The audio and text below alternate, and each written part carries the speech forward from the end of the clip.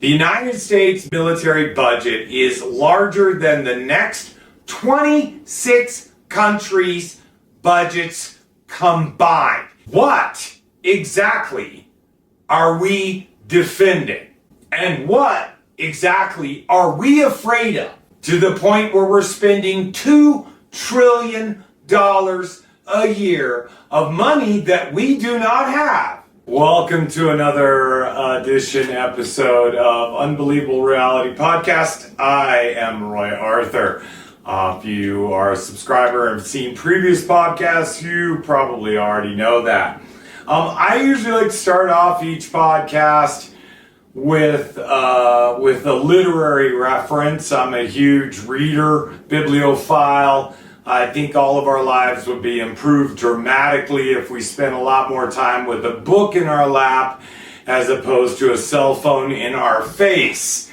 I'm finding having the time to read more and more difficult every day. Life interrupts, but I try to carve out at least a half an hour a day to at least educate myself a little bit. I have been plowing through this book, Everything Must Go. I'm I think 2.5, 3 weeks into this now. It's by an author named Dorian Linsky, and it's all about the apocalyptic notions that have plagued humanity basically since the dawn of time. And this is everything from nuclear holocaust to comet strikes to the proliferation of AI to alien invasion, death by plague. I mean, it's a lot. And that's why it's taken me so long to work through it, because it's just, I read a chapter and I have to sit there for a few days and digest it. What really trips me out the most, though, is the one overriding theme throughout this novel is how much of a role organized religion plays in promoting apocalyptic end-of-the-world conspiracies, and how monotheism in particular, the monotheistic faiths, Islam, Judaism, and Christianity specifically, are apocalyptic in nature, and how they're all waiting for the end of the world, and in some cases, in the case of the Christian nationalist movement, encouraging it to happen, so that the true believers can be separated from the rest of us folks that apparently are scum of the earth and don't deserve a free ride to Disneyland in the mythological sky, watched over by grandfather whatever. As you've noticed in previous podcasts, I am anti-organized religion to the bone. I think mythologies are a blight and a stain on humanity. And if AI ever becomes sentient, I'm thinking one of the first things it's going to do is look at humanity and go, are you fucking serious? You people actually believe this shit? But unfortunately, the vast majority of humanity does in one form or another.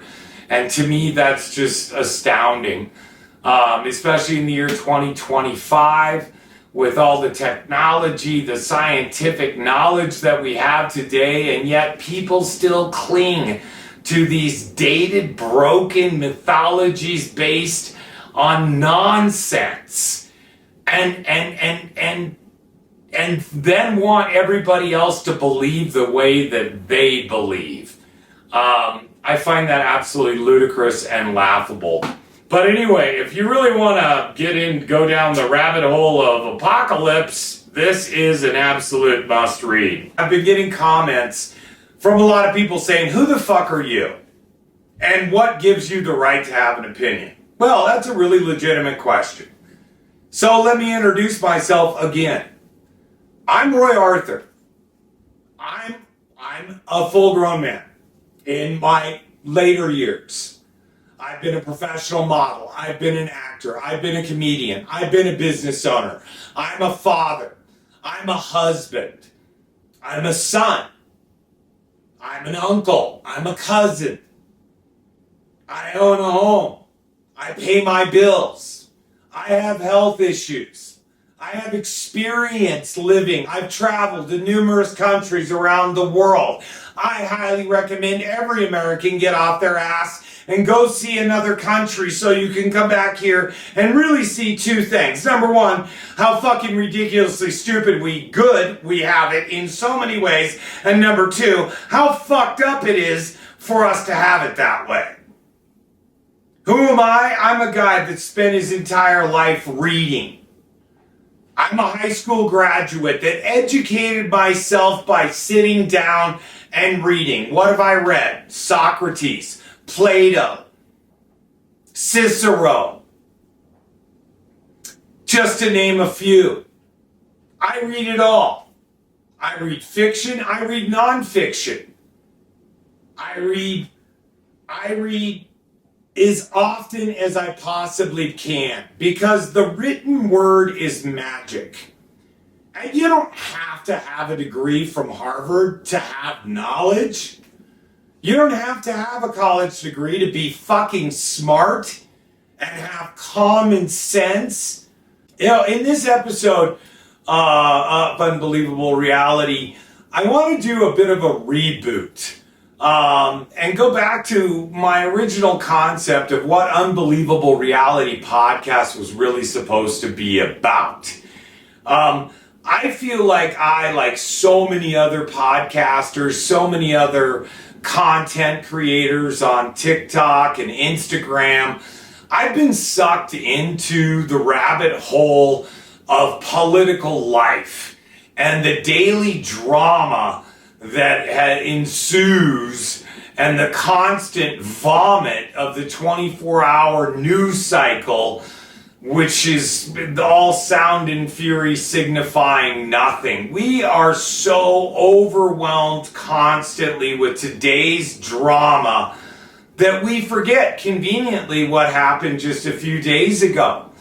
A couple of cases in point. Anybody remember Luigi? I bring that up on purpose because United Healthcare is staring down the barrel of numerous lawsuits and criminal actions by the Department of Justice, to the point where the CEO, the most recent CEO, just resigned a week ago for quote-unquote personal reasons. I've gone off in the past on the status of our healthcare system, if you choose to call it that, in the United States. It is absolutely embarrassing. But it is another example of corporate greed run amok, and the average everyday American pays the toll for that. And the toll for our broken healthcare system, do not be confused, is death. Healthcare is literally a matter of life and death. And it's treated in our capitalistic society as a way to make money. I believe that it's just another symptom of a broken system that is on its way into the garbage can and is definitely in decline. If you ever get a chance to listen to Robert Reich and some of his podcasts, I'm a huge fan and a huge follower. It's all about the end of the American empire. And to that point, and as usual, I'm gonna bounce around, so try to stick with me throughout the whole podcast here. You might actually learn something. But to the point of the decline of the American empire, the situation in Gaza is an abomination.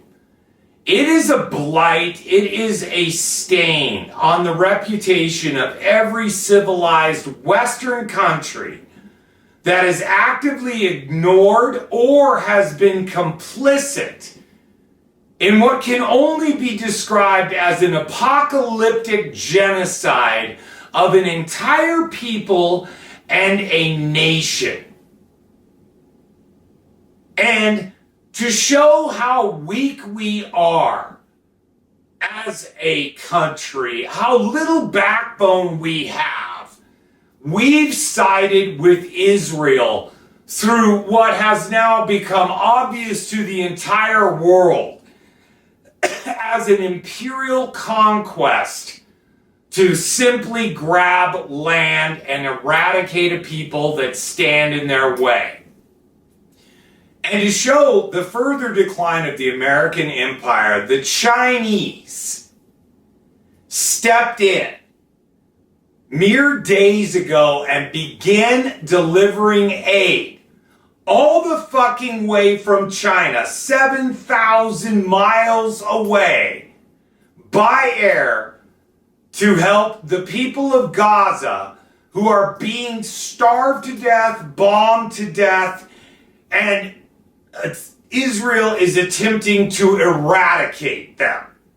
And the Chinese not only started flying in supplies, they said on television to the world, if Israel so much as fires one rocket in their direction of any of their aircraft, they will obliterate Israel. And this is a direct quote from the face of the earth. And the United States has no response. The Chinese are doing what we should have done. And as an American citizen, as a father, as a business owner, as a man who's traveled the world for decades, as a person of what I'd like to consider enlightenment, you have to ask yourself, why have we not done something to stop this? Why have we done the exact opposite? Why have we facilitated this atrocity? This is going to echo through the halls of history for centuries, for millennia. This will never be forgotten. We're not only not doing something to stop this, we're selling them the munitions to do it. We're selling them the bombs, the missiles, the rockets to destroy Gaza. We are.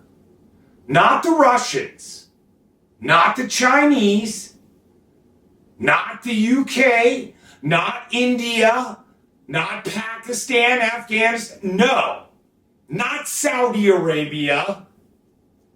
We are. I could go on and on about how out of control and how terrifying the military-industrial complex has become, and how that expense in our country is why we cannot afford quality education, quality health care, why we cannot have better roads, cleaner water, cleaner air. We could have all of those things if we cut our military spending, but nobody will talk about that or touch it. And that, ladies and gentlemen, is absolutely fucking ludicrous. The United States military budget is larger than the next 26 countries' budgets combined. And that includes China and Russia. What exactly are we defending? And what exactly are we afraid of? To the point where we're spending $2 trillion a year of money that we do not have on defense, quote unquote. When it's not on defense, it's on offense. Make sure you're clear on that. That is a truth. That is not an opinion. That is a fact. Feel free to Google it. One of the things I wanted to do in this episode, however, going back to what I said before, I'm exhausted by chasing the daily news. I'm exhausted by the shenanigans, by the theft, the corruption. And, mass media loves to use words that normal mainstream people don't understand. And one of the purposes of Unbelievable Reality Podcast is to distill things down to where they make sense to everyday Americans. So when we say corruption, when you hear corruption in this administration, let's just be clear what that means. Corruption means theft. Corruption means stealing. Corruption means bribery. Corruption means financial intimidation. Corruption means taking from poor people to make rich people richer. That's what the word means. It means stealing. Just like the word propaganda means advertising. Do you get it? We hear all the time, propaganda, propaganda. It's advertising. You're being sold advertising to change your mind. Now, whether that's about what you eat, what you drink, where you sleep, what bed you sleep on, what sheets you buy, what clothes you wear, how you style your hair, what gym you go to, it doesn't fucking matter. It's all propaganda, and propaganda is just advertising. So let's make it simple for the everyman so we can all understand. And lying is self-explanatory. Not telling the truth has become an art form in our political machine. But not telling the truth simply means you're a fucking liar. Now, if your kid lies to you, what do? Do you let him keep lying to you? If your spouse lies to you, do you keep letting that happen? Do you not call them out and say, wait a minute, that's a fucking lie. That's not true. And do you believe the lies? A vast majority of this country willfully believes the advertising that they're sold that supports lies. Period. The end. I've spent the last few months since this election focused on the shit show that is the Trump administration. Anybody that has half a clue, more than 2 brain cells to rub the fuck together, can clearly see that all this administration, is just a bunch of liars and thieves. Period. And they're going to steal as much as they can, as long as they can, until there's nothing left to steal. And every time a Republican lawmaker opens their fucking mouth, just be prepared for them to lie. For that matter, every time a Democratic lawmaker opens their mouth, unfortunately, they're probably lying the fuck too. They just lie less. That's all. But nobody gets into politics anymore for public service. Get fucking real. People want to be in politics so they gain a label, a brand, notoriety, so they can do what? Make money. It's not about serving the country. That's a fucking joke. Okay? It's a joke. And I, for one, am sick of fucking participating. I believe Unbelievable Reality Podcast is here to talk about other things. Things that are that we can actually do something about. Our political system, the two-party system, is irrevocably broken. It will never be fixed. It will never improve. Until there is a legitimate third party, there's no chance for this democracy, this democratic experiment, this democratic republic experiment to succeed. It's failing because it doesn't work. Every other democratic country in the world has more than two parties. Every single one. We're the only one that doesn't. Ask yourself why. At the end of the day, it all comes down to the same thing, and it's money. But I think we as individuals need to focus more on things that are really important now, and that is corporate greed. Corporate greed. Healthcare is a microcosm of corporate greed run amok. When United Healthcare denies 32% of the claims submitted with an algorithm and a third-party company whose job it is to deny claims before they even get to the insurer, you know something's really fucked up. And when your insurance premiums are as much as your rent or your food budget for the month, you know something's really fucked up. And so many things that we deal with today, I believe, could be solved with just a modicum of common sense and a lesser degree of greed.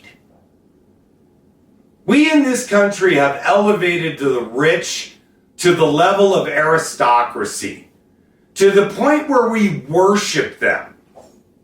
And that is a fatal mistake because they know it. And they take advantage of us because of it. Money doesn't make you special. Money doesn't make you smarter. Elon Musk is a great example. Richest man in the world, dumb as a box of fucking rocks. All of his wealth accumulated by stealing other people's ideas and work. He's not smart. He's an opportunist. He's a thief. And he's a liar. And that's true, and yet he's venerated like a fucking god. He's not. He's a twisted, warped, weird South African. Get a clue. You don't have to be rich to matter. Martin Luther King was broke as fuck. Malcolm X didn't have two nickels to rub together. Che Guevara, nothing, penniless. And yet they changed the world. I believe that Unbelievable Reality is here for us to shine a light on shit that we just take for granted and that we just accept as if we have no choice. We do have choices. And we have the power to make change.